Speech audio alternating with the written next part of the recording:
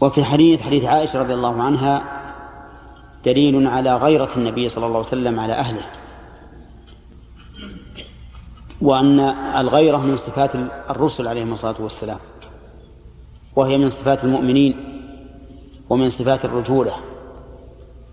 وبه نعرف أن أولئك القوم الذين يأتون بنسائهم إلى الأسواق فتدخل المرأة على الخياط أو تكلمه وتتكلم بما شاءت وزوجها في السيارة قد وضع خده على يده، إما أن يستمع إلى أغنية، وإما أن يفكر فيما يفكر فيه، وإما أن يستمع إلى قرآن، وإما أن يفكر في مسألة علمية، لكن الثاني والأخير وما قبله بعيد.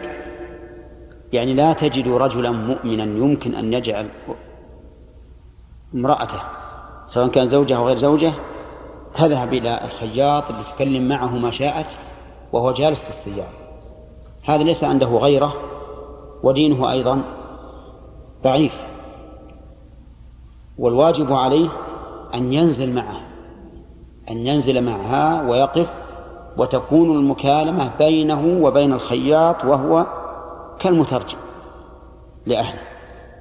هذه هي تمام الغيرة. ولهذا تغير وجه النبي عليه الصلاة والسلام لما رأى هذا الرجل عند عائشة، كأنه كره ذلك.